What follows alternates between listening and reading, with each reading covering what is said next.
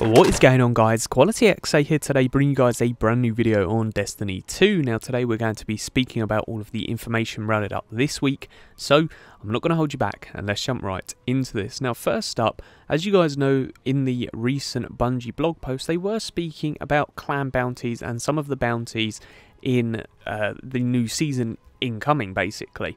And what was said by Scotty B was, my concern is that there are 3 weekly bounties and 1 is a raid bounty. Does this mean the raid challenges are all lumped together in one pool and are an 8-week rotation? And DMG said raid challenge bounties will be separate from the weekly bounties offered by Hawthorne.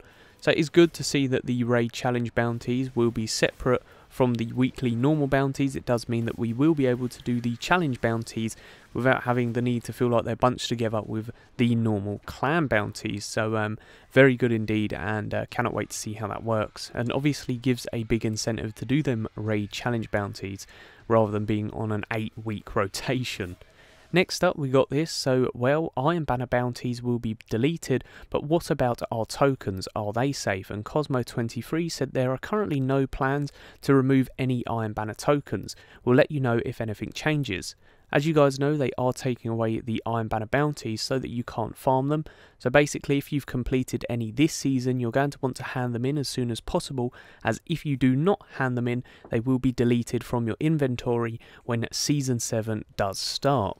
Next up, guys, we did actually get this from DMG regarding the plans of taking away Enhancement Cores. So he said there is currently no plans to remove Enhancement Cores from Infusion. If there are any changes to this economy, we will let you know.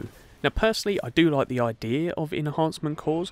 I definitely think the system needs to be reworked purely because you have to use so many to actually enhance to get a masterwork, and sometimes I do think it is a bit ridiculous. Also, the masterwork isn't actually in its best form currently. They're not as meaningful as what they was when they first arrived, but hey, that's just a personal opinion. I personally prefer getting curated roles because that does sort of get away the grind from the masterworks. But yes, that is just a personal opinion. Let me know if you have any input for that in that comment section below. Next up, we're going to be talking about Roderick Wise. Now, he actually done pretty much a Q&A on Twitter regarding the art and the design of Destiny. So we have some quotes from that. So somebody said, "Thank you, Roderick. I appreciate your honesty, but from your perspective, what has shifted in terms of art direction from D1 to D2? What were the artists trying to achieve? I see the goal and themes changed from an art perspective as a fan from D1 to D2. And he actually replied, different art directors. We have different people depending on the expansion or DLC as the art director for that content. This means there are multiple styles being created because of the different ways the art directors decide things. So that is some really cool insight on how they actually work on some of the DLCs and all of that good stuff. It's really nice to actually hear that they have different art directors making these different armor pieces, these different designs for maps, all of that kind of stuff.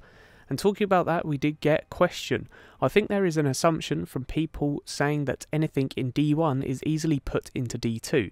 Is this true? Do you have to start from scratch or is it easy to port over? And he replied saying, no, everything from D1 would have to be rerun through the whole process again. The engine has been updated to be PBR, so all gear and assets have to be run through a whole new texturing process. Yes, an older asset might take 2 weeks to update for D2, and a new asset might take 3 to 4 weeks to do. So we try to evaluate and figure out what the fans would like more, a new asset they have never seen, or 1 to 2 old assets, because you can't do both. So again, some really interesting information we're actually getting out of this. It's really cool to see how they're doing this, but when they port over weapons like the Last Word, like the Thorn and all of these old weapons that we have had, is actually not a simple process. So them having all of this discussion, what they've had recently about what older weapons we'd like to see, as well as the older gears, it may actually take a while to actually get them into the game because they have to run through the entire engine and rendering process once again, so it does take a long time. We also got, I wonder what happened to the ornaments in general.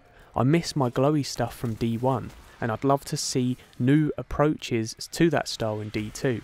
And he replied, we are constantly evaluating that type of stuff and try to bring back things like that when appropriate. So again, we could see some more glowy ornaments at some point.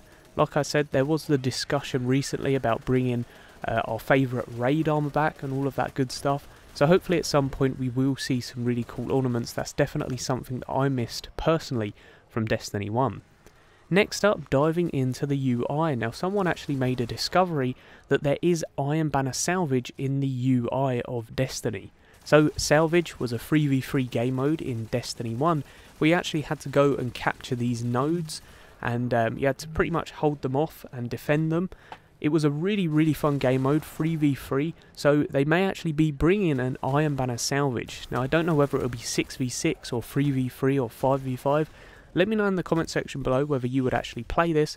I personally would. I really enjoy Iron Banner, but 3v3 is definitely more of my type of game mode anyways. And then last but not least, talking about the Last Word ornament. So here is the Last Word ornament. Looks pretty awesome.